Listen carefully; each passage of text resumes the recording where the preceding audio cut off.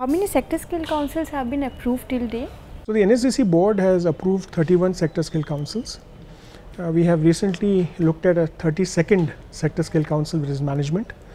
Now, post 27th December 2013, the approval process of sector skill councils has slightly changed because we have the National Skills Qualification Framework being announced, and there's a National Skills Qualification Committee, which is serviced by the National Skill Development Agency. That has to actually look at the licensing and regulation of sector skill councils.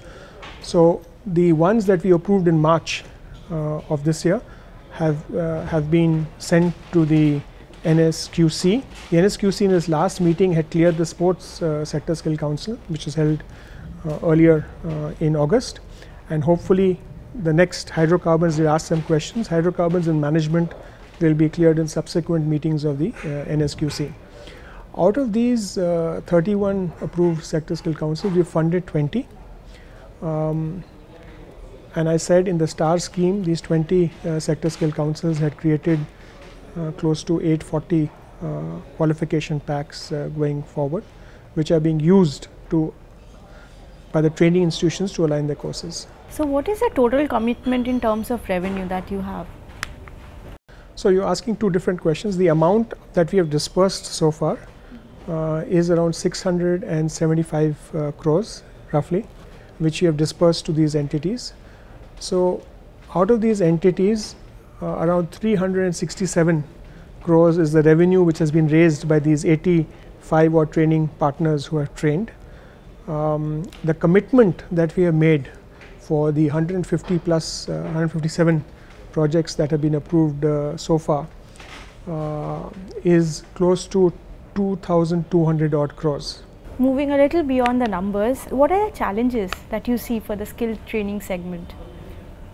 So the skills segment has four key challenges. First and foremost is that skills are not aspirational.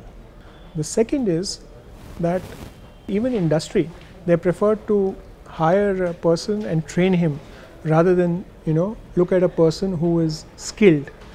And therefore, even paying a premium for a skilled person was not the general norm in industry, because what they were used to was actually going to training organizations that did not believe in the quality that was produced by the training organizations. And second, they believed that there was a huge disconnect between the world of education and the world of work. So you had the classic statements by NASSCOM saying that only 25% of the engineers were employable, etc. And so therefore we had to change them. We had to get them to set the standards, and therefore the sector skill councils. And we had to get them to also do the assessments and certifications, so they would be very comfortable with the type of people that you are actually hiring. But the numbers so far, since the SSCs are a nascent organization, the numbers were small. So that's the second challenge. The third challenge was that when there's a mismatch between where the jobs were and where the people were. So there were some states and some areas like the Northeast which are surplus, and some others which like parts of Maharashtra, parts of Delhi and parts of the southern India where there was a shortage of people, and not everybody wanted to migrate, right? So how do you actually bridge the demand supply in a manner that is sustainable going forward? And the fourth area was that everybody focused on training and nobody focused on the whole ecosystem and how to actually create an ecosystem that is sustainable. So these are the four challenges that were there in the skill development ecosystem, and that is what the attempt was to address. But I think what we came away from that meeting was, yes, what we are doing is good. We need to scale and expand fast, and we need to continue to aspire to meet our targets. And going ahead, we will have to actually see how the whole work under the new proposed Department of Skills goes forward, and the role of NSDC in that. So you will also see perhaps coming forward a tweaking of the National Skills Policy 2009, because the preamble to the National Skills Policy 2009 talks about the Prime Minister's Council and the National Skill Development Coordination Board and NSDC.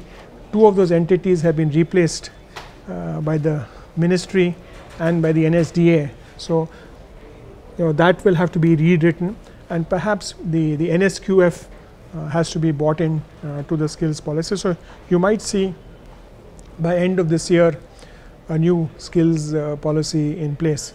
What is interesting in all his engagements, whether it's with the first official visitor to India was the Prime Minister of Australia. There was a NSDC Department of Industry memorandum which I just talked about. He then went to, he was in Japan. In Japan there was a talk of skill development and cooperation.